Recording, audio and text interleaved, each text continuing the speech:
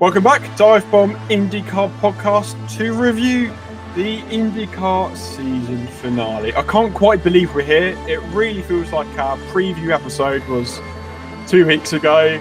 The season has actually sped by, and I can't quite believe that we're at this point. It's always a bit sad, you know.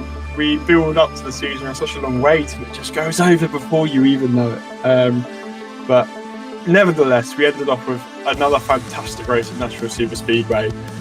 Really great venue to host a season finale, although almost too good because it makes you miss it a little bit more after you reflect on the action. But a great race to end the season, very entertaining, and yeah, I just can't quite believe we're here. Very, very mixed emotions, I think, going into this episode. I'm so sad. I guess the season finished mid-September last year. I think did it start maybe a week earlier this season. So maybe just that slightly earlier finish makes it feel even shorter, but it does feel like it has absolutely flown by. And yeah, ask the same question that's the point you've just raised.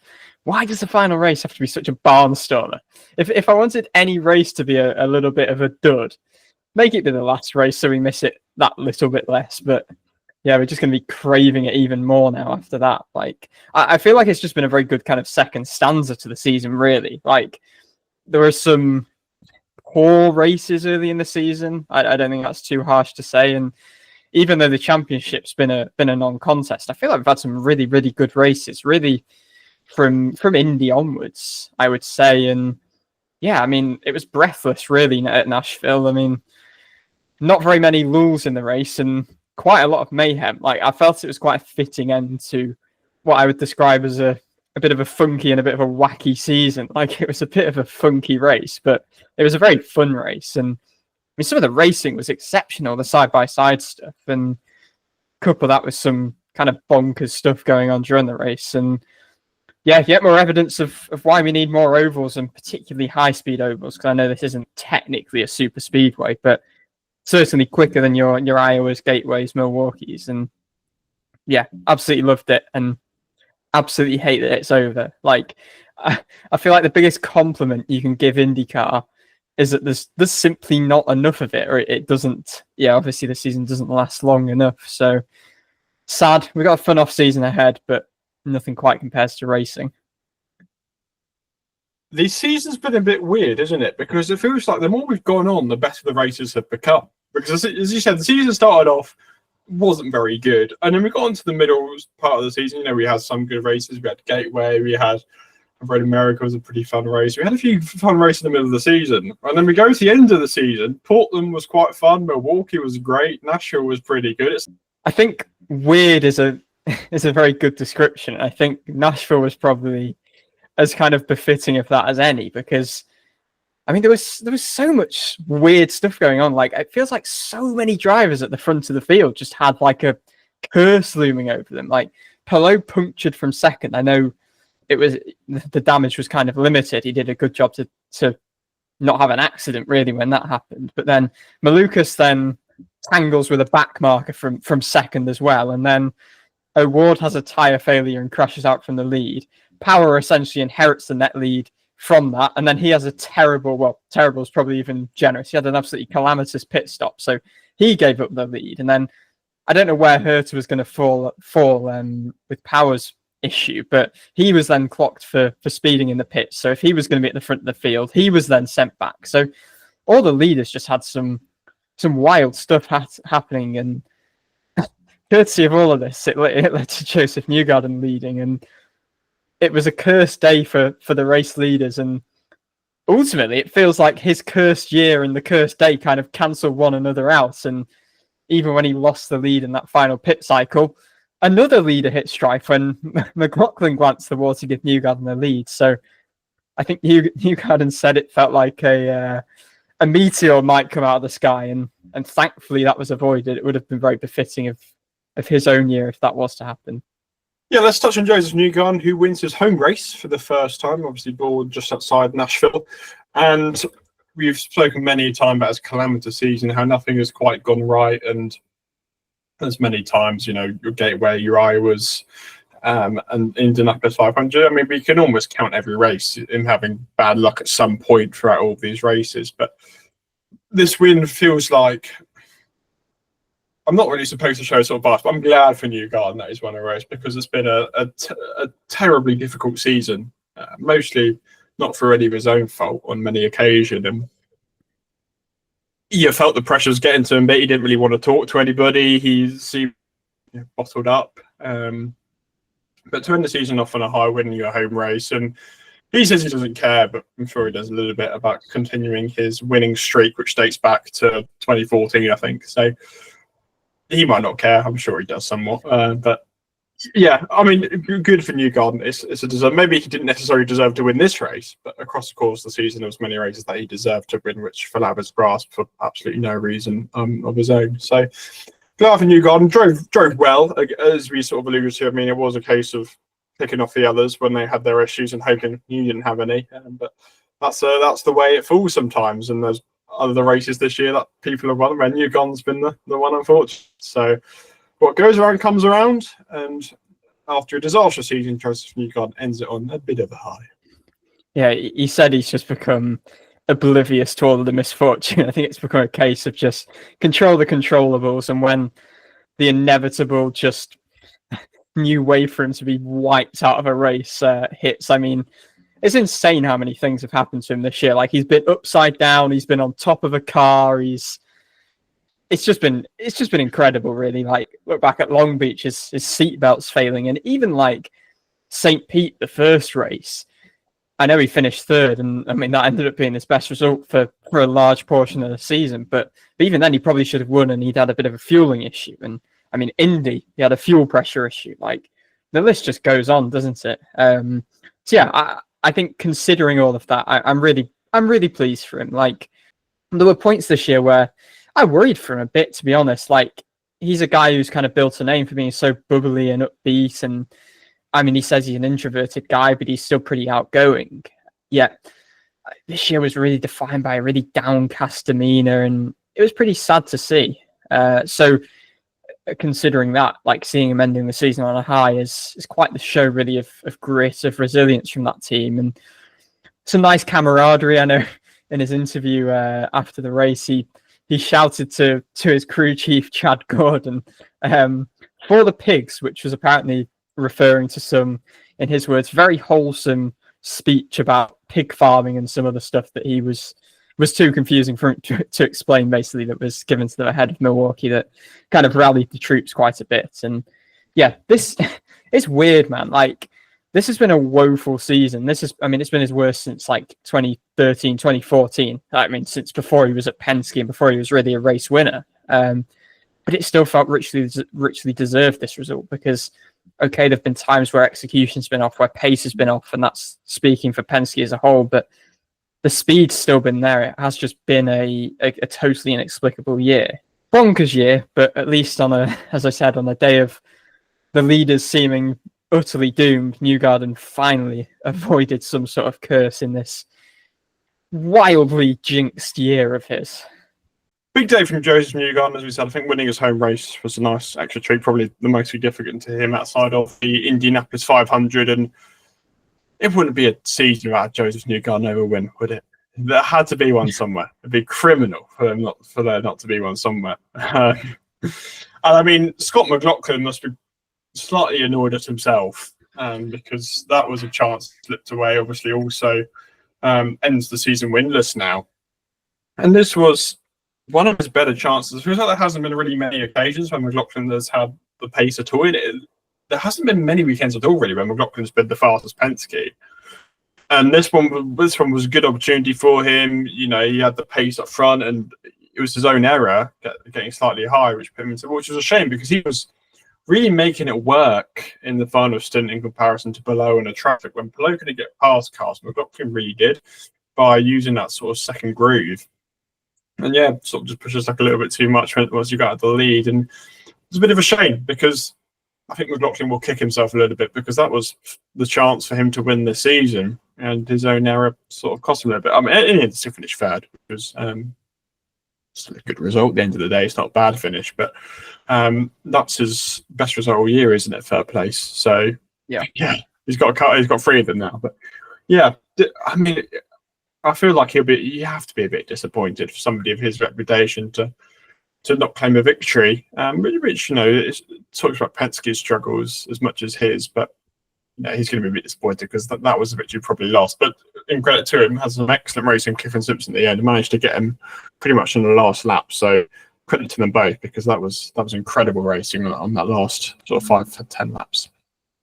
Yeah, I think Penske will probably be relatively content with how they've ended the year. Obviously, two wins in 3 races, and McLaughlin's ended the year with successive podiums. I mean, two third places in a row. He'd obviously only got 1 podium in the first 15 races. He's also ended the year with 4 successive top 10s. I think he only had 5 in the first 13 rounds. So it's been a better end to the year, but yeah, it just hasn't quite had that peak pace that he's had in the last couple of years, particularly. I mean, this is the first time since his rookie year that he's not won a race, and really since he's become that race-winning driver, he's been 4th, 3rd in the championship last couple of years, the top Penske guy, and he was someone you were really looking at as probably maybe the quickest outright guy in the entire series, and there were glimmers of that this year, but I mean, obviously Palou took the cake there, but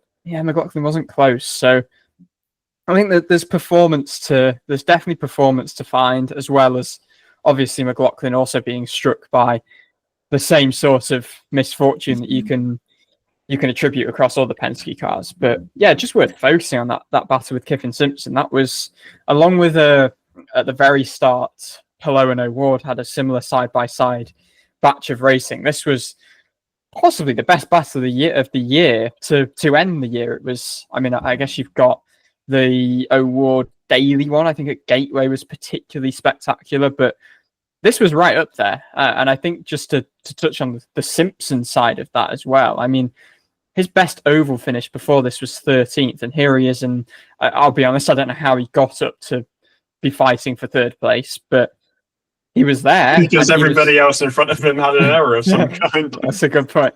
But he was there. He was holding his own. Like, he had a pretty respectable qualifying as well. Like, he's been qualifying. I mean, he's obviously qualified better on the whole this year, but still on ovals, it's been a bit, not quite up to the standard that we've seen on road and street courses. But Chip Ganassi actually, after the race, recalled a conversation that he had recently in the last few weeks with Kiffin Simpson's dad about saying that he just really needed to improve on ovals. And yeah, obviously his best previous result being 13th outlined that. But this was awesome. Like, McLaughlin is one of the guys we regard as top 3, 4, 5 oval races in the series unequivocally. And he was running side by side with him for, it was 11 laps from the restart, just holding the inside. And it's perilous when you're on the inside. One little twitch, and you were seeing a lot of drivers twitch and have wiggles, and you're putting the other driver, you're basically spearing them into the wall. But Simpson was precise, and it was perfect, and he did eventually get ahead into 3rd. But that was where McLaughlin's experience really showed, and McLaughlin is great at just keeping that higher groove, so it's a viable option. He kind of runs like a lane and a half quite often, which generates some really good runs. It's a very cool driving style on ovals. But yeah, it's just the sort of racecraft we've never seen from Simpson on an oval. Nothing close, really. And Chip Ganassi, I thought, quite harshly said, as much as it might be true, it's as much of a surprise to me as it was to you. So much about his fate, but a bit of a platform this for Simpson to build on. So yeah, that was so cool, that restart. I mean, worth saying as well, I'm not sure we really needed a caution for McLaughlin because he gathered it up. I'm not criticising race control because I think they're scared of the Foster incident from Gateway. There's been incidents like that. Like, if a car hits the wall, you probably do have to throw the caution. I think my criticism maybe is it didn't these last 10 laps. You should have literally just done a lap. I know they had to do the wave around and whatever, but I think it lasted a little bit long, to be quite honest. But yeah, that was an awesome battle. We wouldn't have had it without the caution, so I guess fair play.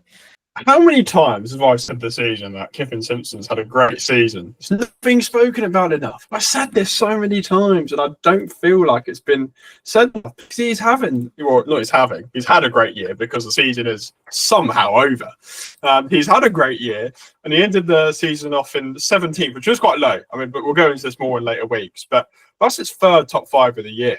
Imagine saying that 12 months ago. Kiffin Simpson would get 3 top 5s in a year, including a podium, and he'd get another 2 top 10 finishes. I mean, what great development year 1 to year 2, and he deserves a lot of credit. You know, he would be criticised just because of the nature he came into the series, and that's the way it's going to work. But I feel the development he's made this year has been really, really impressive, and well done to him. 3 top 5s. I think I'm right in saying he had 3 top 15s last year, which is pretty incredible swing this season. I think he's had 6 top 10s as well. So, yeah, genuinely really impressive. And I think McLaughlin put it really well that, okay, he's got a Ganassi car underneath him, but he's still got to pedal that thing. And he pedaled that thing. Like, he held his own. He, like, genuinely really, really held his own. I was so impressed by that moment. And, yeah, I guess it just kind of speak to his wider season, really, and the progress that he continues to make at a pretty impressive speed. I mean, finished 21st in points last year, which doesn't actually sound that bad, but obviously last year you had a lot of chopping and changing of drivers, which meant not everyone was doing full seasons. This season he was 17 of 27 drivers who did the full season. I know Abel missed the 500, but he probably would have been, unfortunately, last in points regardless of that. Simpson scored, I'm pretty sure, exactly 100 points more this season than he did last season, which is an incredible. A better way of putting it is leader's circle. He was last ahead of the coins last year, so he was 25th. This year in the leader circle, he would have been 17th. So that's a better way of putting it, probably. So yeah, effectively 8 positions up in the standings. So very good way of putting it. Good going. I mean, we haven't really touched on Alex Palou, who finished in second, but we deserve to, because I mean his oval driving is getting better and better and better. And one thing that really did go under the radar is that the results mean that Palou won the Oval Championship. Like, I know it's not an official award anymore, but Palou got the most points of anybody on an Oval this year. And this is a guy who never had a reputation for being good in Ovals. He was a driver who had never claimed an Oval victory coming into this year. And there was always Ovals the weak points. The opposition will catch up to Palou on weak point on Ovals, because that is his weak point. And here we are, and he's got the most points of anybody on Ovals this season. And you look at this, it's not a fluke either. He's got 2 victories. He's got 2 second places as well. Gateway, he finished 8th, and the first I race, he finished 5th. So, you know, 2 of 6 victories, 4 of 6 top 2, 5 of 6 top 5, 6 of 6 top 10. Like, he's an oval driver. Like, he is now an all-round oval driver. And like, I'm not saying that there were, okay, maybe like O'Ward, for example, got unfortunate on ovals on quite a few occasions. But my word, Palou has cracked ovals now. It's his, I think, 13th podium of the year in 17 races. He finished in the top 2 in 12 of 17 races this year. Like, we'll save this more for the review, but like, it's ridiculous numbers, genuinely incomprehensible numbers. He almost won the championship by 200 points in the end. He crossed 700 with the second place at Nashville, so he almost won the title by like, you know, coming up to 4 races gap. Ludicrous, absolutely ludicrous. But Nashville, again, another really complete oval performance. Qualified well, in 3rd, and just competitively. Throughout the entire day. That battle of O'Ward at the start was absolutely superb. Qualified 4th, actually. But that battle of O'Ward at the start was absolutely superb. Really utilising the highlight. I think that maybe the one drawback is he struggled in traffic a little bit, compared to maybe how he did in Milwaukee. But that's not to take away from what was a great drive. He had the puncture halfway through. Kind of like he said, he felt early in the corner, which was quite convenient for him, which meant he could sort of adapt to it. And it came right in the middle of the pit stop cycle. So it didn't hurt him too much in the end. I mean, if after the stops had cycled out, he ended up 3rd. He really lost 1 position through all of it, which is pretty remarkable. But yeah, I mean, there's not much more to say about Palou's season, but just another fantastic drive. And ovals are no longer his weak point. So this was his 13th podium of the year, right? Correct. So he is now one of only 4 individual drivers to ever get 13 podiums in a single season. And I mean, he's put himself in exclusive company in so many different records. Like, I know he obviously didn't get to the 10 wins, he didn't get to the 9 wins, but again, he's in such select company in terms of drivers who've done that. He's one of only 6 who have won at least 4 championships. Like, I mean, yeah, we've spoken enough about how special this season is, and the word he always uses is magical, which I think is probably most fitting for it, really. And we'll really give our closing thoughts on Palou over our review episodes. But I completely agree with what you say. Like, he's just shown prowess now on every type of track, and I think the most impressive thing this weekend is the fact that he didn't really seem to have the car underneath him, and okay, that when he got to traffic was a pretty deciding factor. Like, the Penskes were their kind of imperious selves and Palou got stuck, but when traffic wasn't a factor, I mean, he made some great like the pass on McLaughlin after that late restart was so decisive. And I mean, qualifying this year, like, his worst qualifying results still only 9th, and he was in the top 6 15 times in qualifying, and spoke about it a lot last week. But like, two of the things coming into the year that he would earmark as weaknesses were short ovals and that kind of pure pace in qualifying, and he's just completely combined the two. I mean, he's got a pole and a win on every type of track this season, I guess, other than a super speedway, because he can get pole for the 500. But yeah, just incredible. And I mean, great way to end it. Like, I know he didn't win the race, but still, like, what did you say? He cares. 12 top 2 finishes, only 5 races he wasn't in the top 2, only 4 not on the podium. That is nuts. And to win it by 198 points, I know O'Ward had Portland happened and then the tyre failure, but still, like, what more do we say? Like, I mean, we'll draw it all together in our review. We'll say it next week. No, we'll leave it there. We'll say Let's it leave it next there week. for Palou. Well, we're not going to leave it there for Palou, because there's one more man who we need his thoughts on Alex Palou, and that's Chip Ganassi, his team boss. We caught up with him midweek to ask him about Alex Palou and his development with Chip Ganassi Racing, as well as Kiffin Simpson, who just mentioned a little word from Chip on Marcus Armstrong. Thanks, Dave. Hi, Chip. Thanks for your time today. Hi, Dan. When you signed Alex in the 2020 off-season, he'd only had 1 season and he wasn't particularly established in his IndyCar career. And Right. we fast forward these 4 or 5 years and now he's a 4-time champion. So did you ever see that sort of potential in Alex when you signed him? And what did you see in 2020 to go, okay, this is the guy who's going to lead my future? Yeah, I've said this before, Dan. I mean, the thing that stood out to us, and really, it's the ultimate question you ask yourself in this particular sport of IndyCar racing is, the first and foremost question you have to ask yourself is, does the guy like Indianapolis? I don't care who you bring there. Some guys take to it and some don't. And when he was with Dale Coyne, he was pitted right next to us in the race, and they had terrible pit stops, and they still finished 4th, I think, in the race. And said to me, boy, that kid likes this place, and so that's what we look first and foremost is okay, can he get himself around Indianapolis Motor Speedway? And so if you like that, that's a big start. But we've seen plenty of guys that are great drivers that haven't really figured it out there yet, and so that was originally what we saw. But Dan, to say did we see 4 championships in 5 years in him? Absolutely not. And you would have thought I was off my rocker if I said that in 2020. Looking at Alex now after these 4 championships in 5 years, where do you feel he currently ranks amongst some of the IndyCar greats? And then maybe looking forward to the future, how great can he become? How many championships do you think he could win? Again, that's like saying, if you got you look at quarterbacks in the NFL, and you say, well, gee, where does Joe Montana or Dan Marino, Terry Bradshaw, Tom Brady, who's the best quarterback? Well, these guys they're all in different eras or different teams around them. Who's the best? And it's that's the great thing about sports. We're never going to know the answer to those things. Head to head. Hey, for all these guys, the car is different, the tires different, the engines are different, the weight transfer is different.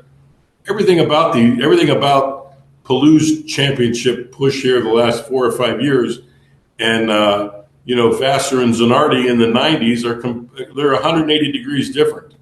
But you have a team that's adapted to that over time, and engineering that's been able to change. If you don't like change, you're not going to like the IndyCar business. Cars change from time to time. Everybody says, "Oh, it's the same car." Bullshit! It's the same car. It's not the same car. We have everything from the hybrid tossed upon us to to harder tires and not so good brakes, and all these things add up to a really difficult car to drive these days. I know a lot of the questions today will be based around Alex, but I just wanted to ask about Kiffin Simpson. It's obviously his second year in the series, and he's made quite a big development compared to what he did in year one. So how impressed have you been with how he's performed across the course of the year? Very good, very good. We have to get him going on the ovals a little bit better, and but I think we're okay at Indianapolis, but boy, we need some help on short ovals, and we have to do some heavy work over the off season to work on that. And then finally, I know last season you loaned Marcus Armstrong out to Marshank Racing, and he's sort of signed a new deal with the team there. So is there sort of any interest in keeping him in the Ganassi stable, and is he still sort of involved in your ranks of that partnership you've got with the team? Absolutely. He's a member of our team. Let's go through some of the drivers whose season ending at Nashville Superspeedway was not as good as hoped, even though at certain points it looked like that could have gone quite well. I think the one we really need to touch on is Pato O'Ward, and his qualifying lap was dominant. I mean, we spoke about Palou's lap last week. I think, considering this was a track which are flat out at pretty much, to be 0.7 miles clear of the field is bonkers lap from O'Ward. It was his first pole on an oval, which is one which has made out quite a lot, which was really strange because he always seems to qualify top 5 in ovals, but there's seemingly never took pole. But here we are. I was flabbergasted by that. I couldn't believe that. And look, he dominated the early stages. Really impressive against Palou. He did hold him off after that excellent battle. Superb racer. And really seemed to be his day. I mean, like, nobody could really match him. He looked good in traffic. Look, he was sort of doing that Palou thing where he just progressively built a gap every opportunity he got. And pretty much like as good as it was going for O'Ward until he was just put into the barrel through a tyre failure. Now, Palou's, we found out, was because of contact caused a cut in the tyre. I don't think we know about O'Ward's, do we? Just a tyre failure. I think maybe stress on the tyre.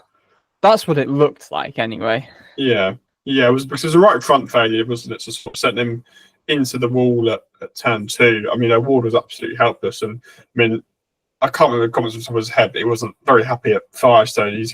A similar incident happened, I think, last year at Nashville when he was running a tyre test. So it's not the first time it's happened to him here. But good bad for O'Ward because it's been a really good year. It'd been nice to end it off in a victory in a year where maybe it hasn't had the limelight because of Palou's dominance. And he absolutely deserved it. I mean, we don't really see this from O'Ward much, where he dominates weekends. Like a lot of his victories feel like he's grabbed them from somebody who's pulled the rabbit out the hat, like he did in Toronto, for example, like he did late in Iowa.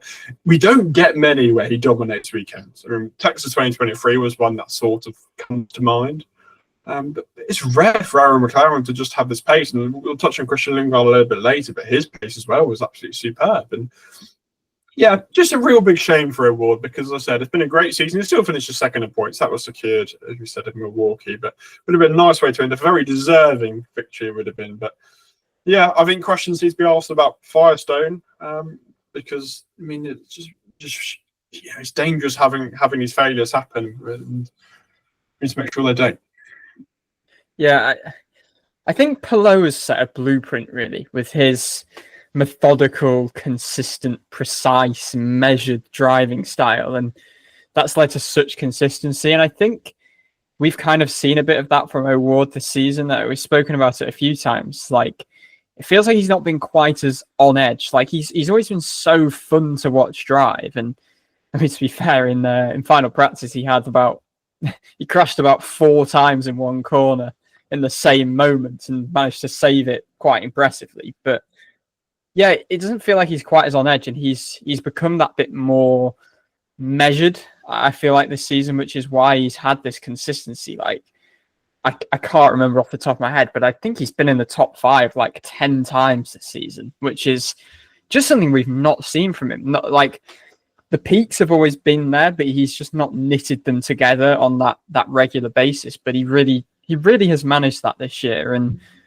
yeah, I mean, it was deja vu of Milwaukee really in qualifying with poor David Malukas watching on, so desperate for his first career pole, and then another driver just comes out and absolutely obliterates him by 0.7 of a mile per hour. And yeah, this time it was O'Ward in that very Palou fashion, and he was really dominant until, yeah, just completely taken out from something that was not his own doing. But yeah, I've been really interested in where the upturn has come from both Pato and Aaron McLaren. So I spoke to him a bit about that after qualifying. Here's what he had to say. I just wanted to drill into what you were saying about the growth that you've had this year. I know consistency's obviously been a big factor. So has there been anything specific in either your driving or your approach that has kind of led to that newfound consistency compared to previous years? Yeah, I think I would like to say it's just a bit of the experience, just year after year trying to learn and really, digest the seasons, and really seeing, where did we need to get better?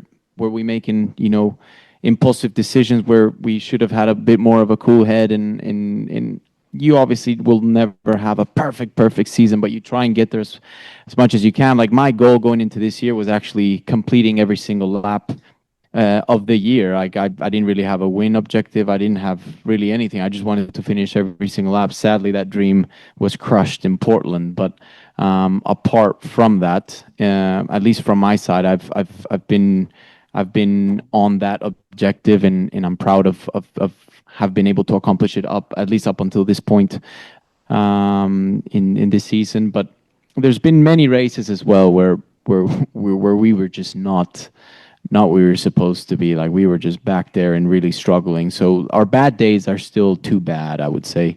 But I think that goes to almost everybody in the grid apart from the 10 car. Everybody's got bad days and bad weekends, but it just seems like they just seem to have one of those years. So it just made it so much more difficult to keep up and give them a challenge. But yeah, it's been a year of growth in many ways. So I'm proud of that. And you mentioned the team elements as well. I know it's been quite a big thing having at least 2 cars most weekends fighting at the front. So what big changes have you observed kind of within the team as well that's led to this sort of season? Oh, it's great. I mean, the more cars you have up there, the more the better results for everybody, the more motivation there's naturally going to be. There's obviously different strategies that you can be playing around with, and if one car gets hosed by a certain yellow or whatever, maybe the other one doesn't. So you always kind of pick and choose, and you can always save a weekend at least on one side, or at least that's what you hope to do. But the objective is always to have the best weekend with every single car.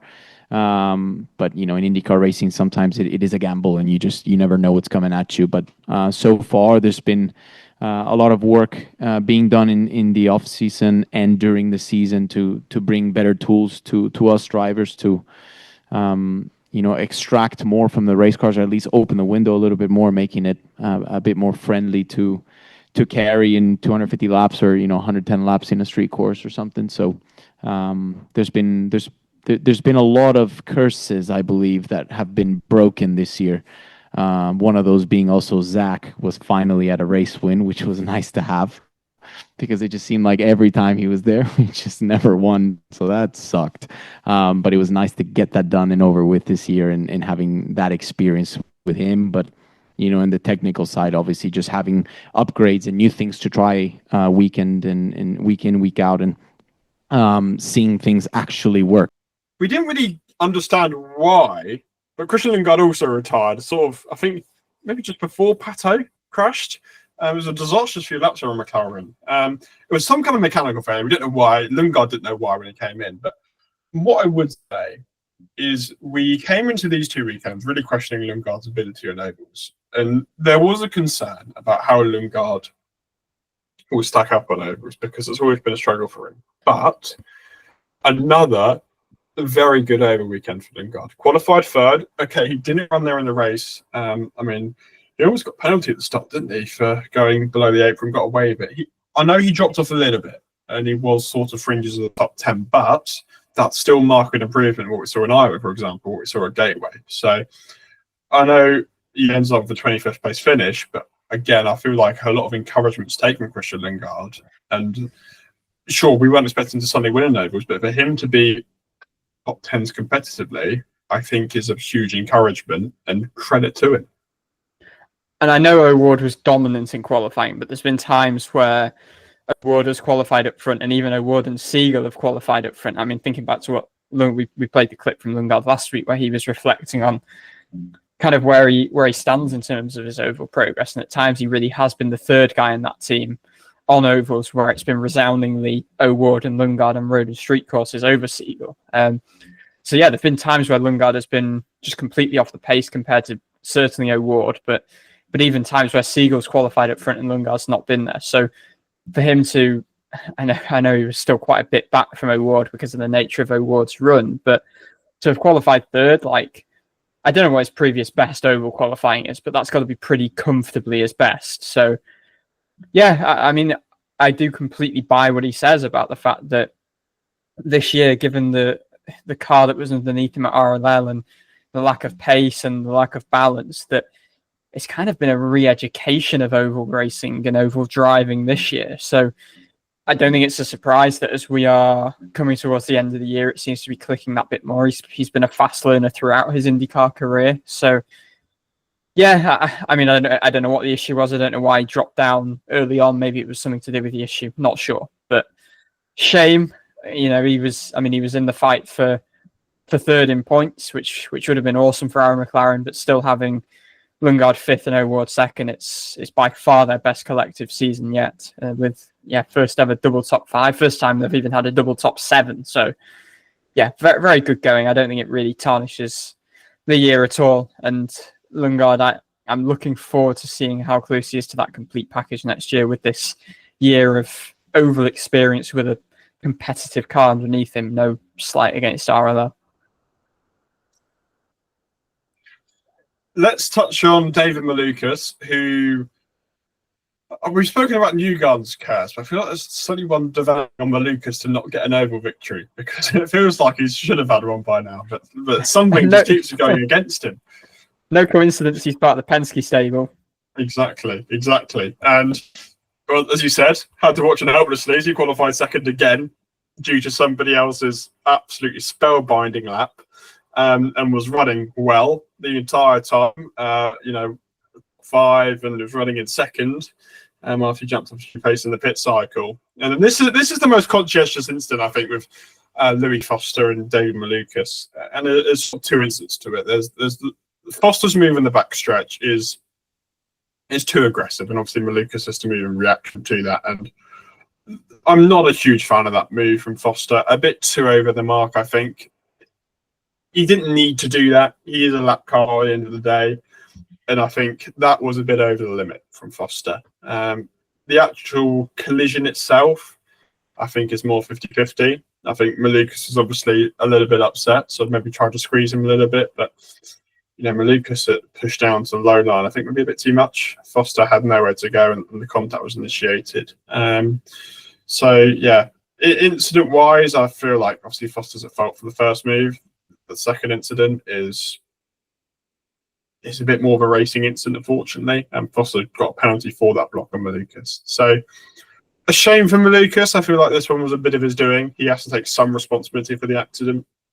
But the most important thing is I'm glad that Malukas is okay. Obviously got airlifted midway through the race to take further checkups at hospital. But the most important thing is he's been seen and released and he's all okay. So that's always fantastic news to hear.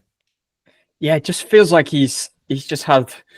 I don't want to know whether it's fair to say he's had a problem conversing in races. I know there's been points this year where he's been in decent positions and has made mistakes. There's also been times where he's been in decent positions and been taken out through things that are not his control. But I think the encouraging thing from his side is the pure pace is absolutely there. It feels like he's just missed quite a few race results, like top 10s.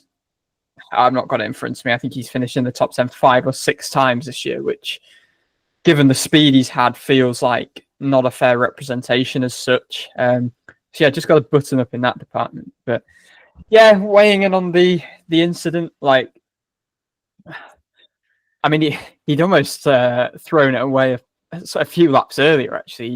I don't know if you remember, he washed up high into the wall when he was initially trying to lap Foster. I think maybe turn 4, skimmed the wall. And yeah, I don't know whether he maybe got desperate. I don't know if that's a fair statement, really. But Foster was pretty unyielding. For a backmarker that was not in Malukas's race, I think he was a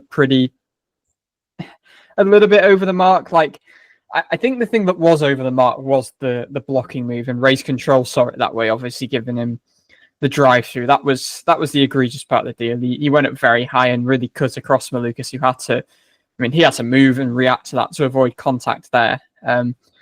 I think the eventual contact was, I know a lot of people were mad at Foster, and I would say it's more 50-50, like a bit more of a racing deal.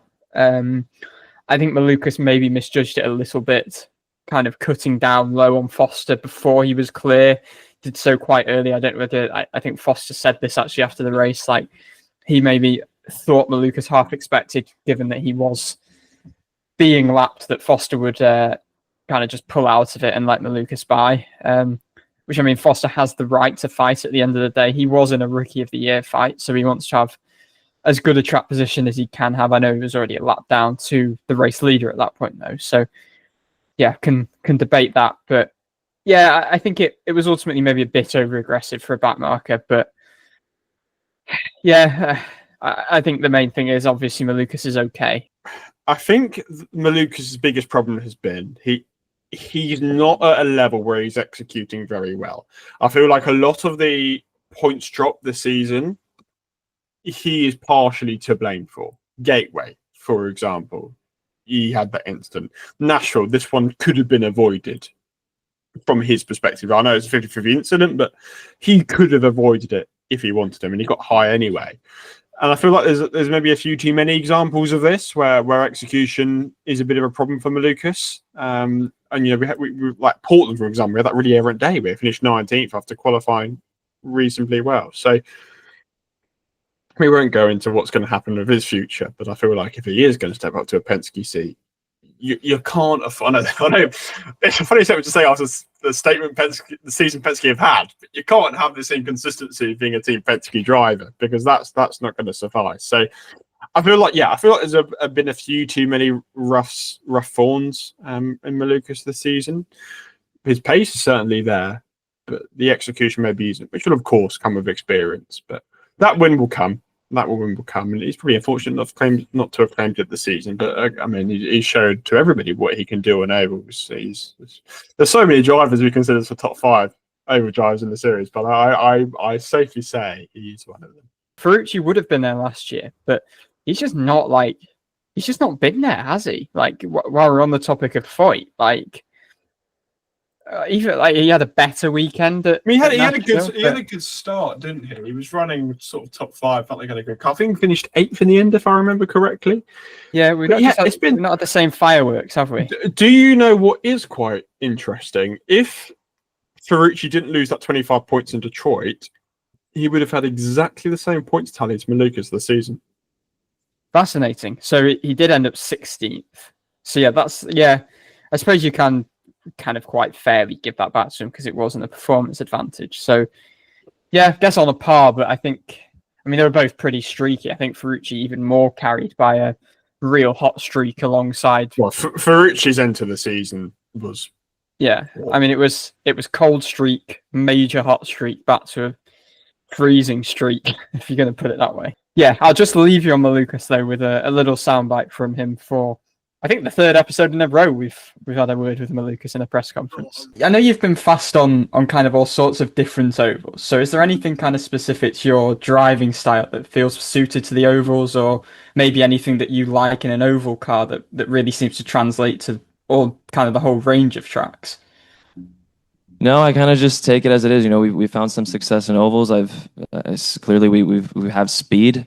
If I knew where my success was in ovals, I would definitely take it and put it in the road courses and street courses as well, and have the trifecta of everything that there is for IndyCar. But no, I don't really know what it is. I managed to connect with ovals, and I'll take the performances as they come. Okay, let's briefly touch on Malukas's rival for 2026. What's the way of putting it? His nemesis is what's the opposite of air? He's the heir apparent for Power's seat. That's probably the way to put it. Well, let's talk about Will Power. That's the simplest way of putting this, I think. Who again had a quite decent weekend. He cycled to the front sort of after everyone started having their misfortune, and was making good progress. When he was a lead Penske for a little bit of time, wasn't he? Which was pretty good. And then, about midway through, just this absolutely calamitous pit stop, which puts him, how many laps down was he in the end? He was 3 laps down. I mean, he'd overshot his box, and then he couldn't get him back in, and then the stop took ages, then he stalled. My word, it was a catastrophe of errors in one go. I think he said he was accidentally in second gear, which is why he couldn't get going. But then he was given a drive through. I think he didn't make the blend line in time, so he was already thrown off the lead lap. And then he got given a drive-through penalty for hitting equipment, so he fell 2 laps down.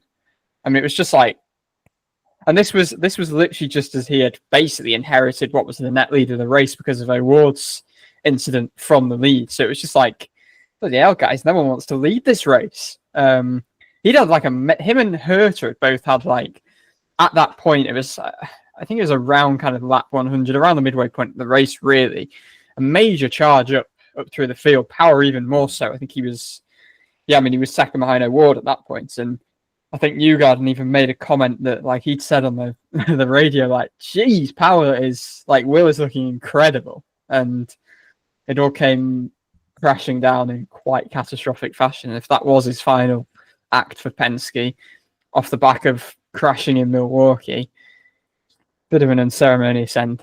Okay, for one last time in 2025, your running order from Nashville Super Speedway: Newgarden, Palou, McLaughlin, your podium with Kip and Simpson in 4th. For a person we have not talked about today, you finished in 5th, Connor Daly. What another run for Connor Daly. I mean, this is the opposite of what has felt like has happened at all the other ovals this year, where it feels like he's been quick but hasn't executed. Whilst this one, he wasn't particularly quick. He qualified 24th, but executed really well. So it's like the Armstrong ability, the opposite of what you expect for Connor Daly in ovals. This is a funny one. I feel like we've just been leading with Daly on pretty much every oval review show, but in qualifying, his balance was nowhere, and he was right at the rear. But I mean, a battling race is a race where Daly really comes into his own. And I don't know whether I don't know how he ended up in the top 10 pretty early in the race as he did, because we didn't really see any major firework passes. All of a sudden he was in the top 5, and I mean, I think there was one point where he was left out quite a while. I think this was when he was running 4th, and if he'd have pitted earlier, he would have maybe been in the podium.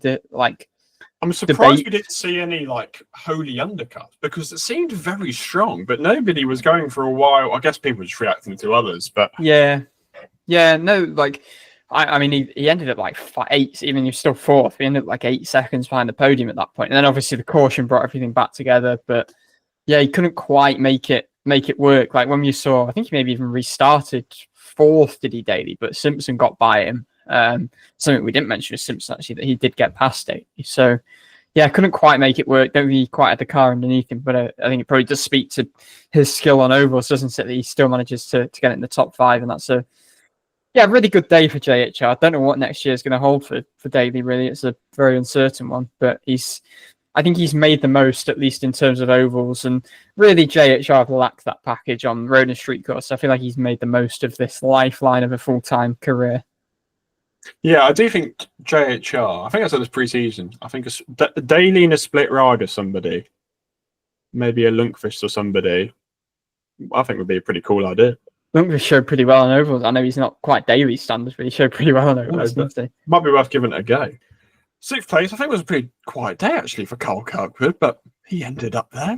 Bizarrely quiet one. I think with so many people having such misfortune, I feel like people like Kirkwood and Rosenqvist below that actually had pretty quiet days, but still brought home quite a strong finish. Yeah, I think even before some of the misfortune, Kirkwood was kind of always in the ball game in that sort of position. I think this was kind of a return to what we saw on his worst weekends earlier in the season, and it just happened that as the season progressed, his worst weekends became a heck of a lot worse and spiraled. But he still finished fourth in points. Like, continues a really good upwards trajectory. Like, he was 11th, I think, his first season with Andretti, back up to 7th last year. Holds on to 4th this year. I know a lot of that owing to the start of the season. He's going to have to next year try and prolong it throughout the season. They're going to have to really realize Andretti where some of the issues have been, like, as the season's gone on. I know ovals really haven't been great for them. And last year they were brilliant on ovals for the most part. And obviously Nashville was their weekend last year with pole for Kirkwood, win for Herta, and they weren't really in the game this year. And then just to touch on Rosenqvist, he did jump Armstrong in the standings. I mean, there's a really close cluster of cars kind of from Rosenqvist down. I mean, Rosenqvist 372, level with Herta on points, but Armstrong 364. I mean, for Meyershank to end the season with a driver 6th and a driver 8th in points is really remarkable effort. Like, I know the Ganassi Alliance is a thing there, but a lot of that team is also still the Meyershank guys. So, yeah, kudos. Rosenqvist actually jumped the start as well, didn't he? So he restarted the back of the field, so actually made a somewhat decent recovery there. Yeah, good shout. 8th place was Ferrucci, as we touched on earlier. 9th place for Eilert. Nice run for Eilert there. He had a really difficult first half to the season, but ends with 4 top 10s in 5 races. So nice end to the season for Eilert. I mean, it felt like he was knocking on the door, some of these results, but marked improvement from Prema throughout the year.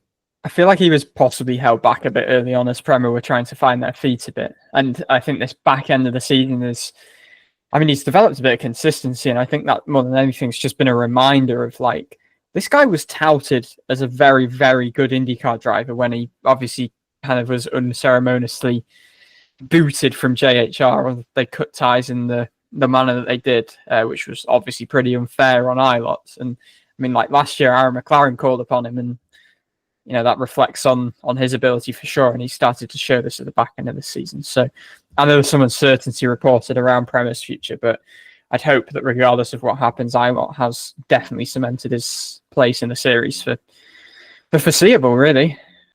Alexander Rossi finished 10th. I mean, there's not too much to touch on, but what I would say, very similar end to the season to Eilert. Nice little momentum after a sort of rough mid-patch of the season in particular. He went a long stretch without a top 10 this season. So, yeah, to end it with, I mean, he had the back-to-back top 5s now this as well. Like, decent room.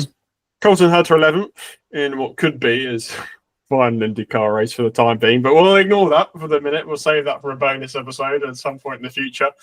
And he was one of those just cycled to the front quite magically, and then he got an unsafe release penalty, had to restart the back of the field, and then never really made that progress. To be fair, like I criticised Andretti's pace, but for that brief exchange, like he was really, really quick. Winless year for Herta, 3rd time in 4 seasons. I mean, where was that promise he showed last year? It's just, we have one great season from Herta. 21 was another great season, and it just doesn't translate year on year. Where's that consistency? It's pretty fitting that his year has ended with a penalty in pit lane, because I feel like the amount of penalties he's had in the pits and just general issues in the pits has been pretty insane. But he's just like, again, team-wide level, they've just not really executed this year. And I think Herta himself things have just kept going awry on race day. I would also say he hasn't been at his best. No, absolutely not. Like, yes, there's been issues in the pits, but Herta's obviously accountable as well. And yeah, I feel like for a driver Herta's caliber to go 3 years, 3 winless seasons in 4 years isn't good enough, really. It's disappointing. No, it's not. Scott Dixon was in 12th. Do we know how he ended up there? Yeah, I don't know where. Maybe it was. Where did I see this interview? Maybe it was David Land. I think he pitted again quite late on because they wanted to win the pit stop award, and I think he already had 3rd in the championship wrapped up because they get I think it's like a $75,000 bonus for the pit crew. So the award means quite a lot to the pit crews. So yeah, that's how Dixon. That ended is as well. so amusing. That is so funny. Like, fair play. I respect the grind. That is absolutely hilarious. And I guess that makes sense actually. Maybe he stopped during the McLaughlin caution because there was only one car behind him on the lead lap. So if he was guaranteed to stay on the lead lap, then yeah, I guess that might be it. That is so funny. Fair play. That's a good idea, but that is really funny. VK was the last car on the lead lap in 13th. We had Robert Schwartzman in 14th, who was on for the Rookie of the Year because there was a really close battle going on because Louis Foster had got the penalty for his contact with Malukas. That meant he went a lap down. Then Schwartzman looked in perfect condition to win it. He was running in the top 10, set for Rookie of the Year, and then with about like 10 laps to go, just pulls the most silliest of blocks on Ferrucci, and just have a drive-through. Like, what was he thinking? Like, he had it in the bag. All he had to do was let Ferrucci pass, and he still would have won it. I mean, he was in the top 10. Like, it was just so certainly wrapped up. And, you know, I'll be honest, like, I mean, I think Schwartzman's probably had the higher peaks in terms of races. I feel like Foster probably is the deserving winner. Like, I feel like Schwartzman's been pretty anonymous aside from really a few special oval displays. And which is so weird to say, isn't it? I think the oval specialist. I think there's been times where Foster's been let down by a lot of issues that have been out of his control. So I think he's a worthy winner. I don't think either of them have blown anyone away this year, but I think Foster's been the one with shown the more encouraging glimmers, I would say. Like particularly his qualifying on the road courses, like making the fast 12 all bar one, obviously getting the pole, having a third as well. I think 3 fast sixes overall. The level's there, and I think it's just been an RLL-wide issue that they've not knitted together their Sundays. So I'd say it's been unremarkable, but it's been an encouraging year for the most part for Foster. But there's absolutely no doubting that Robert Schwartzman's absolutely thrown Rookie of the Year away and just like gifted it to Foster. Like, yeah, wild. Yeah. Anyway, congratulations, Louis. Very good friend of the podcast. So we're very glad that you won that award. We've been chatting to Louis on this podcast for well over a year now. So congratulations, Louis. Very glad you won it. First British winner of the award since 2010. And we spoke to him after he secured that award about his goals for 2026. So here's Louis on that.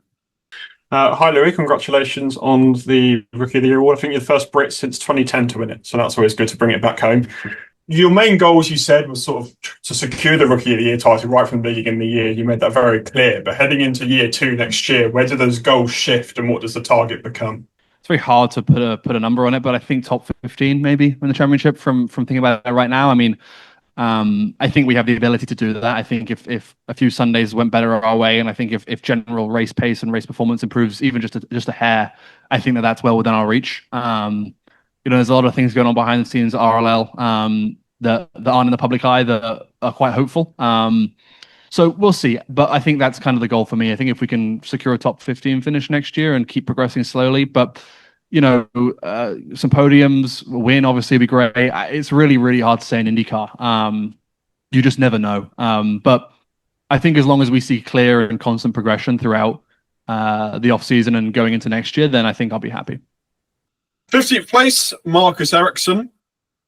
One of his better days this season, I think. Probably. Finishes 20th in points, which is that is like the level of the 4th Andretti car when they had 4 cars.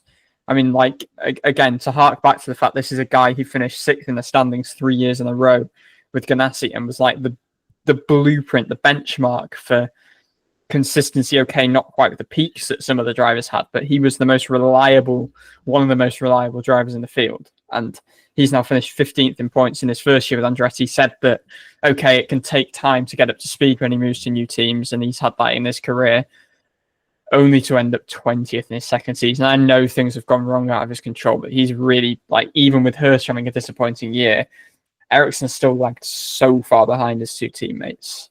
Yeah, I mean, 2 top 10s in 17 races. 15th is the 7th best result of the year. That's crazy. It's not like he's even been on the borderline. The thing is hard to say what has gone wrong as well. It just feels like a lack of underlying pace more than anything else. And Ericsson has made a lot of bad errors this year. Thermal, Laguna, as examples off the top of my head, and there's probably more than that. And I mean, I know he lost a lot of points due to the 500, and without that, he may be. I mean, he still had a 26-point gap to Rahal, so he might have moved ahead of Rahal, but that might have been it, even with that 500 result. So disastrous year. Anyway, Stingray Rob 16th, ahead of Nolan Siegel in 17th. I'd say that Siegel shouldn't be on too much of a disparity to Lundgaard on ovals. In my opinion, I feel like it's excusable with him being behind, but I feel like, especially in the last couple of races, there has been a big gap in his performance to Lundgaard on ovals, and he shouldn't be far off Lundgaard on ovals considering their experience. Oh, Siegel finished 69 points behind Simpson, which is pretty significant. You would have said Siegel was the guy with the higher ceiling, which, I mean, again, how impressive Simpson's year has been, but also Siegel, I think Simpson's just so clean. Like that's part of the thing. He doesn't make many mistakes. Siegel's been making so many mistakes, which he has to cut out next year because there's a driver in there. He just doesn't execute. Where Simpson, okay, like there will be weekends where he's off the pace, but he always maximizes what he's capable of at this point of his career as a young 20-year-old driver with not masses of experience. Yeah. I mean, he's got another year, but as you said, he needs to step up, and these mistakes can't happen, and he just needs to show more pace. We've seen glimmers in qualifying at times, but he ended with 2 top 10s for the year, I think. So. I know, sort of second year Aaron McLaren driver. I think that's not good enough, personally. I know he's still young and he's got time and he can have another year, but you've got to be top 10 consistently next year, I think. Devon DeFrancesco was 18th, ahead of Marcus Armstrong in 19th. Now, I need to watch on board the Marcus Armstrong's races because I don't understand what happens. I mean, actually, he got a drive-through, apparently, according to the penalty summary. On lap 201, which explains some of it. But he cycled to third at one point through no explanation. Absolutely no. He was just in third. And then the final round of pit stops had been made, and he went down to 10th, and then seemingly after he got this mystery blocking penalty, ended up in 19th. Genuinely, what happens in this guy's races? Like, someone needs to watch all his races back and works out what happens, because I don't understand. He ended up third, and I was like, oh my god, this is just going to be the crescendo of the Armstrong ability. He's just like appeared in third, and this is just going to be brilliant. But I think we've really made the mistake of noticing the fact he ended up in third, because he ends up, falling a lap down, getting the penalty, and I guess it was the Armstrong inability. It's very Armstrong ability to have a penalty that we didn't realise that you got. So yeah, this was more Armstrong inability, though. I feel like this time around. What happens in this guy's races is incredible. Someone needs to break down the sausage and watch all of Marcus Armstrong's races and works out what happens, because it feels like he's running a different race to everybody else every week with how he appears and disappears on a constant basis. Yeah, I mean, it felt like he was teetering on the edge of finishing 6th in points, which should have been incredible. And I still think 8th is a really, really good season. Like, this doesn't change anything, this result. But if he could have finished 6th, that would have been amazing. Like, very unexpected, and big achievement. Still is. And to round up, we had Foster, Power, Rahal once again. I think he was actually dangerous at points in this race, and I'm being serious. There were times that he was in the midst of the leaders and he was like checking them all up, and it could have easily caused an accident. I mean, he was like dangerously slow. There was like accusations he was blocking below quite significantly. I mean, I didn't see it, but I mean, he was a moving chicane, which is like again, that's like the 3rd or 4th time this season we've said that on an oval. Like, I don't understand how DeFrancesco and Foster aren't quick, but their cars are fun. They're not dangerously slow. Why is Rahal, the one of all this experience, so far off the pace? It's just like that. It's like every year we're having this inquest about their short oval performance, and every year we're assured they've made changes. Changes aren't making much difference. Like, even Milwaukee last week, he qualifies really well. They find a bit of speed on one lap, and he's the same sort of slow in the race. So I don't understand how he is so slow. Like, is he not copying setup from his teammates? Like, They're in a crazy rut. Like, and I don't understand how this is an ongoing issue for like 3 seasons, and they haven't made any progress on that car. Baffling. Like, I don't understand how you can go so long and know the issue is so bad, even race to race this season, and not make any improvements. Ridiculous. Anyway, O'Ward, Newgarden, Malukas, as we mentioned earlier, and Christian Rasmussen, 0 to 0. I think is the best way of putting it. We said a lot. I mean, Brindit lap 1 all by himself. Not a great way to end what has been a very encouraging season. Yeah, it was quite come down, wasn't it? It's just had a major twitch, which is nothing unusual for him, but just completely lost it. And I mean, it was a miracle that no one else was either collected or collected him. Yeah, literally, like he barely did a corner. Like, shame. Half a corner. Yeah. It is a shame as well because he had an engine penalty. Like, he didn't qualify that well. He had an engine penalty that sent him down to 25th. That was going to be fun seeing him come through the field. So it's a shame that he was eliminated. Like, this was a great race anyway. Having the factor of one of the most entertaining oval racer coming through the field would have been mega. So yeah, that was a shame, but still a solid year. Like, he's finished 13th in points, I think. Yeah, 13th in points. So in the VK sweet spot. I was about to say, do you know what my favourite statistic of the year is? VK still finished between 12th and 14th, sandwiched by 2 ECR cars. That's a brilliant point, and he's in the ECR sandwich too. He remains there. You literally couldn't make it up. It is honestly the funniest ongoing thing.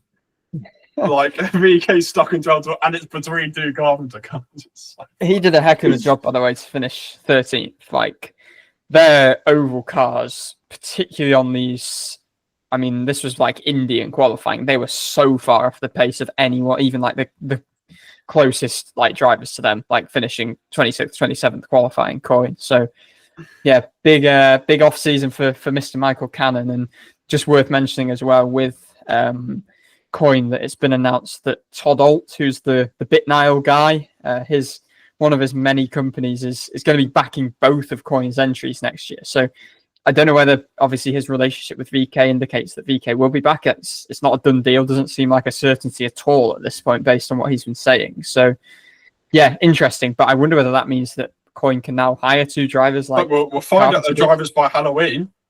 Yeah, that's what Dale Coin says, which would be a miracle. But that would, yeah, I suppose suggest that they make our off season a bit boring, wouldn't it? We don't have coin drivers to speak about for 4 months. Yeah, that does suggest though that they are kind of entering a phase of more certainty, more stability, hopefully, which would be, yeah, really big for the team. Hopefully, funky livery in the 18 too.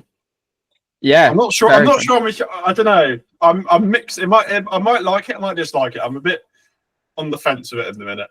But funky. It's a bit Di Francesco, wasn't it?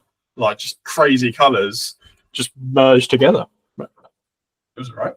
Okay, top 3 drivers of the weekend. I think undoubtedly O'Ward is number 1 for me, because I mean, what else could he have done? Yeah, that's fair. I think I will echo that sentiment. And then after that, it's a bit more difficult. I feel like Palou probably second, and let's go Simpson third, because he's never shown this sort of level on ovals.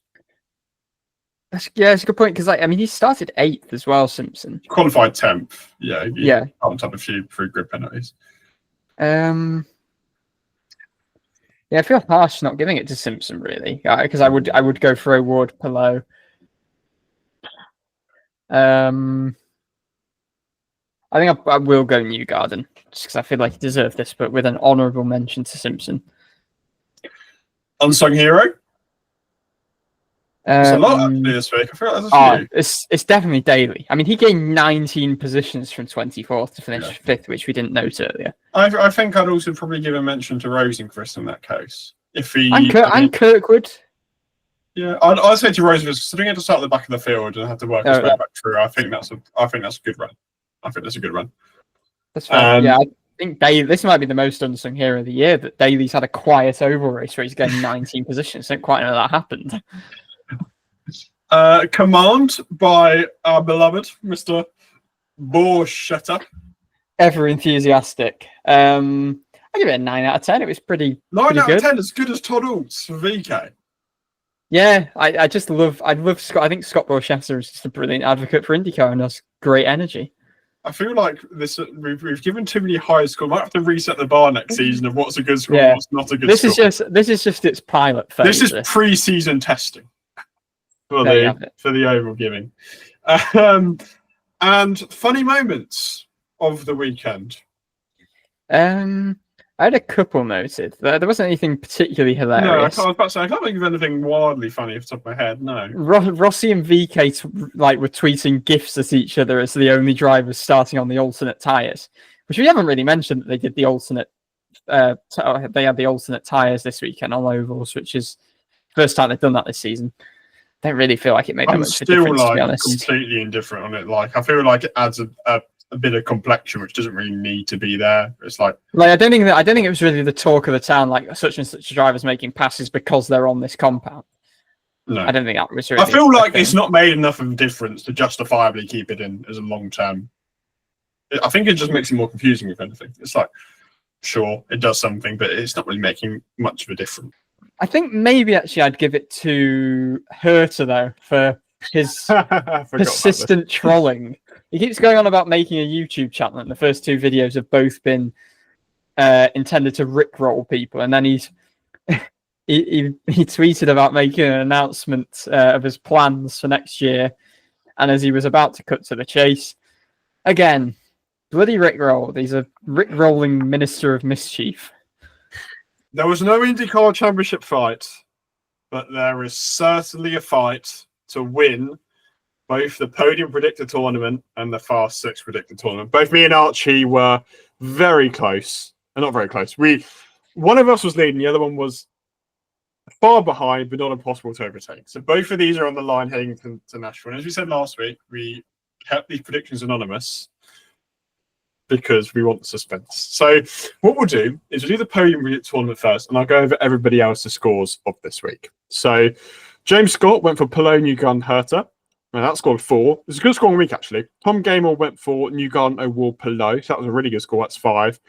Morgan went for McLaughlin, Palou, Herta. That's 4. The fans went for McLaughlin, Malukas and Newgarden. That's 2. And Evan went for Palou, O'Ward, Newgarden. So let me do their standings because I know that I am above the threshold of the next highest scorer. So the championship standings, bottom place this year is Evan with 33 points.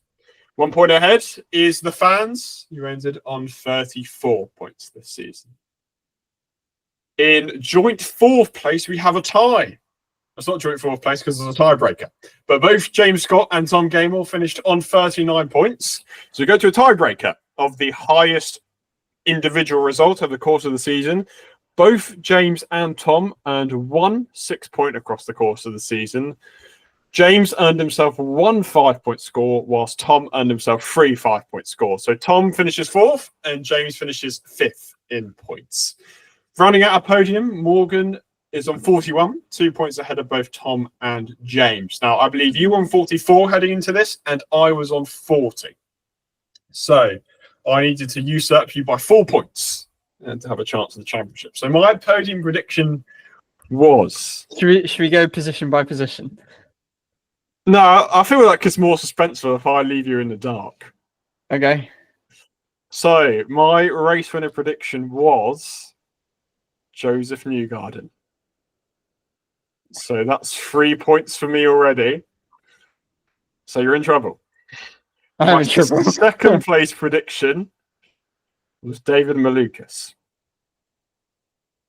So, a bit gutted about that one because you probably would have been on for it before his crash. So, if I've gone for either Scott McLaughlin or Alex Palou in 3rd place, I'm in the position to claim the championship. So my 3rd place prediction was Connor Daly. So do I claim the championship? Whatever. Claim the championship, whatever. So what was your prediction for Nashville? I actually misremembered what I put. So I thought I'd put O'Ward, Palou, Newgarden. I actually put Palou, O'Ward, Newgarden. So I got 3 points. That's still a pretty good run out. Yeah. Anyway, not bad. So not bad. Not bad at all. I felt like it was a bit of a difficult one for me because I feel like I had to go. I couldn't go McLaughlin, Palou, Newgardens, etc. because I felt like I'd like you'd go for the same thing, so I had to go slightly brave. Didn't quite work out, but congratulations, you've taken the title off me. Thank you. This is my first victory in one of these, so vamos! I mean, I was the defending champion for both of them last year, so yeah, congratulations. You've claimed the title off me, so well done. Yeah, congratulations, mate. I'm very sad it's a title, but well done. There's no cheating or no illegalities in this game. Well done. I will concede my title this year. I'll claim that next year. Winner speech? Yeah, thanks to all my family and everyone who's supported me on this journey. You can't do an IndyCar without mentioning a sponsor of some kind. It's a big life achievement. Thanks to Google Meet for hosting all our podcasts this year, and yeah, I'm delighted to claim this award, and I want to make it 2-1 next year. Okay, we still have the Fast 6 predictor tournament as well, so we'll do the opposite of what we just did because you were behind on points by 4. So you require 4 at least to claim the championship. So who are your 6 for this weekend? McLaughlin, Armstrong, Malukas, Daly, Pato. I tried to go quite rogue. So you had 1. I think I had 2. Pato and Malukas. Oh, fine, yes. Malukas. But I tried to go a bit rogue and expect the unexpected because I knew I was more on the back foot than you were in the podium thing. Let's just put it that way. So, yep. Yeah, it would have taken a miracle. I went for the very stereotypical Oval Fast 6 in recent times. That's what I expected.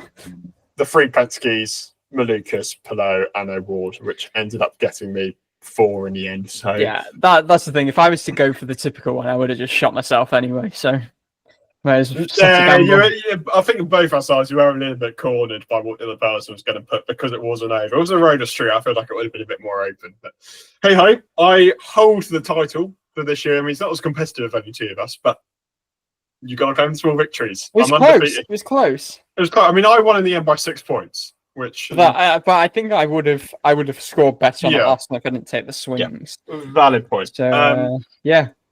Yeah, we'll play again next year. I do enjoy it. It's a little good fun podcast.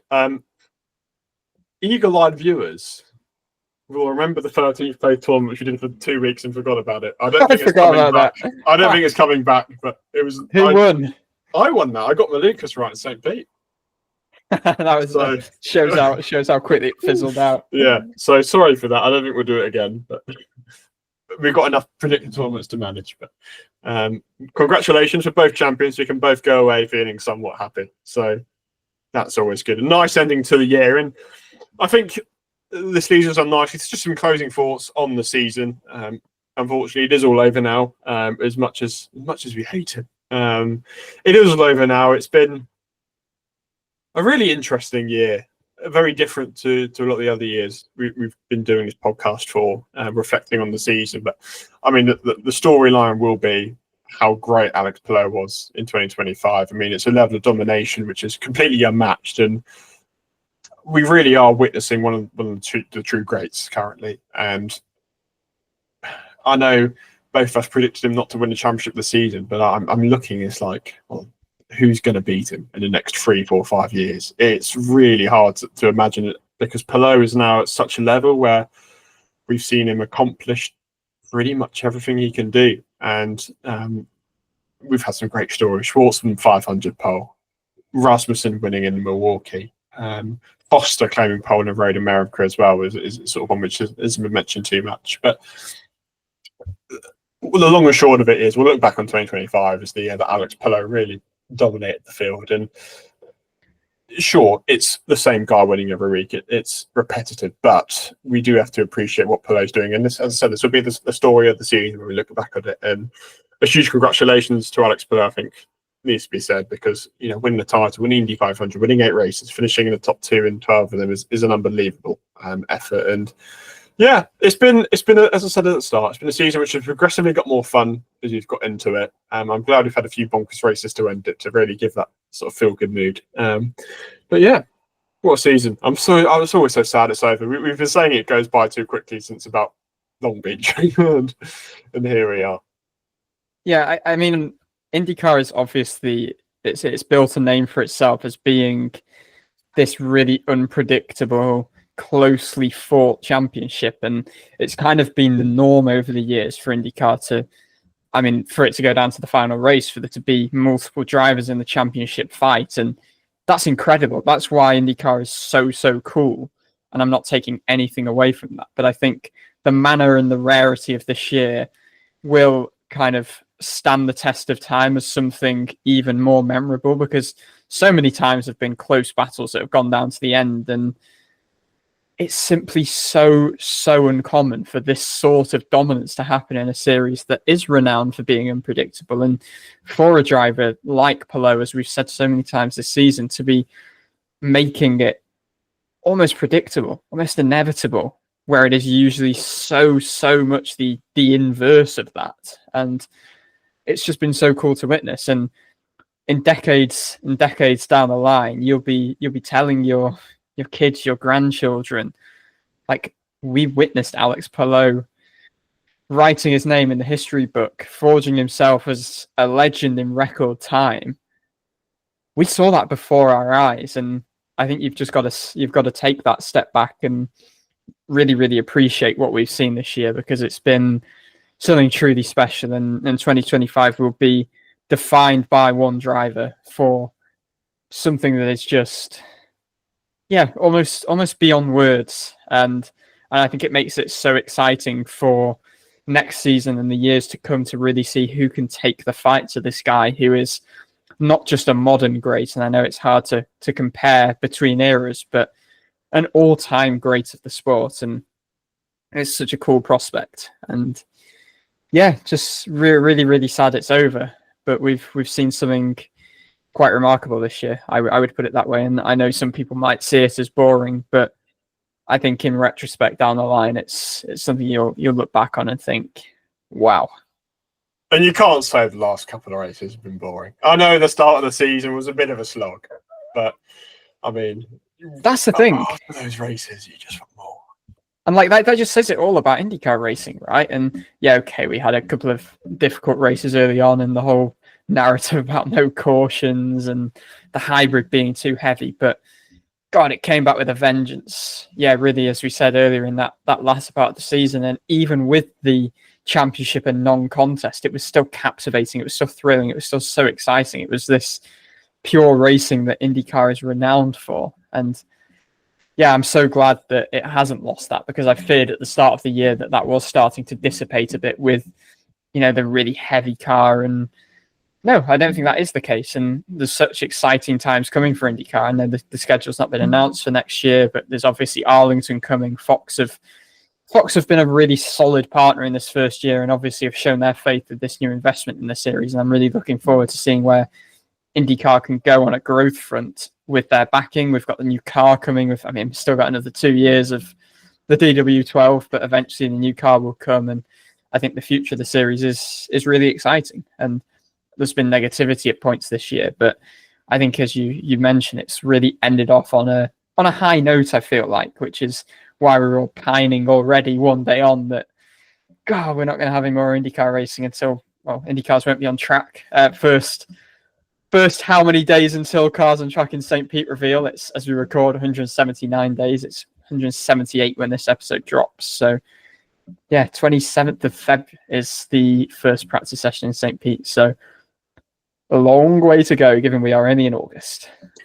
Well, no, actually, no, we're in September now, aren't we? The season finished in August.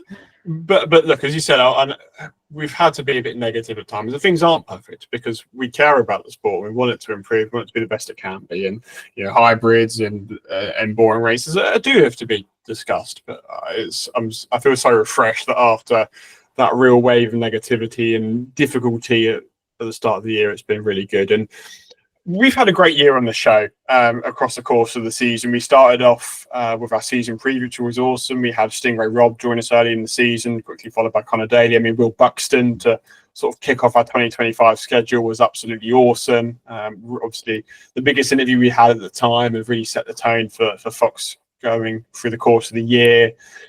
We obviously had Louis Foster on a couple of times to reflect on his rookie season. Obviously, a great friend of the show. We always appreciate Louis' time coming on. We do drag him on sometimes.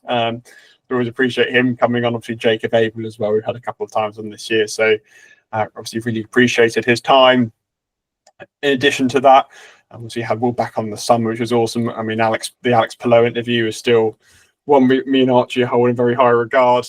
We still can't quite fully believe it happened, but I mean that was really awesome, and like a good reflection of us about how far this podcast has come, because it's never something that we had really imagined. Linus Lundqvist obviously a couple of weeks ago. We had Jack Harvey the week before last. It was awesome too, and I've got to say there's loads of people behind the scenes who don't get the credit, who make this happen, and a real huge thanks to the people who organise these opportunities for us, because they maybe don't get the limelight they deserve compared to all the drivers. And I must thank all of you across the course of the year. We've seen a lot more growth in the podcast this year, and we always like to take on board new viewers, and we love the feedback. We love interacting with you all, and thank you for listening. I mean, we just sort of share our passion. We just have this is our just weekly catch-up about IndyCar, really, and you're along with us for the ride. So thanks for all the listens this year. We hope you've enjoyed the episodes. And yeah, thank you for listening. We appreciate any feedback. If you've got any ideas for the off-season, we'd really appreciate that as well. But yeah, a huge thank you for listening. We hope you enjoy the episodes as much as we do. And I mean, these are so fun. So that's what I've got to say on that. Yeah, I mean, it's just been a year, like, on the written side as well. That's obviously the side passion project as well. Like, we dedicate a lot of time to that. Like, I've loved covering so many stories this season. Like, we've obviously done so on the podcast as well, but there's been endless storylines. And I mean, you've just broken down all the memorable podcasts that we've recorded, and I'm going to miss doing these race reviews. These are great fun. The fact that we won't be doing one for 6 months is quite alarming. But yeah, just, I mean, I'd extend the thanks to the whole DIVEBOMB team, really. Obviously, you in particular, Dan, doing all the dirty work behind the scenes that a lot of people don't see, the leadership, the podcast editing, which is a bit of a graveyard shift sometimes late at night, but always do a fantastic job. And there's just so much hard work goes into this all from so many people, and I just can't help but feel there's endless amounts more reward for that hard work that goes in, and some late nights, some finishing writing after races to have the feature going out for 12 o'clock UK time the next day, and I'm going to bed at 6 o'clock and not being able to sleep because it's light outside already. And I mean, quite depressingly, it's already now a stage where it's going dark at 8-9 o'clock again, and yeah, no IndyCar in the dark months. You're giving a quite depressing end to this show. It's sad, man. Like, no, but honestly, like, I just again just echo what you've said. Like, a big thank you to everybody who has kind of followed along, and everyone who's supported us, both in terms of consuming our content and getting in touch and interacting with us, and yeah, also those behind the scenes who really make all this happen and help the cogs turn round. So yeah, cheers to the 2025 season, and here's to even more growth and more special memories in 26. It can't come soon enough. Cheers to that. Thanks very much for your time as well this year, Archie. Put up with me every week. You have done for 2.5 years, so I've got the greatest of respect for you for doing so. But obviously, your hard work deserves a mention too. Endless writing, too many articles for me to comprehend, really, which is a marvelous achievement. Your monologues on this podcast are very much appreciated, as well as all the insights and analysis. Obviously, awesome to share the show with you every single week. But I think for Nashville, and more importantly, the 2025 season, I think that's all we've really got time for. And it's goodbye, but it's certainly not farewell, because we will be back every week until St. Petersburg, giving you your weekly IndyCar fix. Long-time listeners of the show will know that sometimes the off-seasons can get a bit messy. We do have some random episodes thrown in there, but we carry on marching, and we will give you your weekly IndyCar fix between now and March, when St. Petersburg kicks off. So please stay tuned. Please stay tuned. There will be good content. We've got loads of tuned in the next few days as well. I think there might be more than just a weekly episode this week, if some of the reports are to be believed. Yes, certainly. So we've got cool ideas planned, so please stay tuned. And any feedback would be really appreciated. We love interacting with you all, and we really appreciate your kind words. As Archie alluded to, I've got a feeling this won't be the last time we have an episode go live this week. I will definitively say we do have a bonus episode coming, hopefully Thursday, maybe Wednesday. So stay tuned for that. We do have a very cool bonus interview coming with somebody who has come on the show before. So stay tuned for that. That should be out Wednesday or Thursday. And it seems like we're awaiting some Penske news. We're awaiting news about Colton Herta's future, and which could link up back to the Penske news. It's all very confusing. If it does happen, we'll have an extra episode as soon as we get the news through and we have time to record. So goodbye for today. We might have an episode tomorrow morning and the morning after that. But hopefully you've enjoyed it, and hopefully you've enjoyed the content throughout the course of 2025 season. I hope you've all enjoyed the IndyCar season as much as we have as well. But that's it. Thanks very much for watching. Thanks very much for listening, and we'll see you next.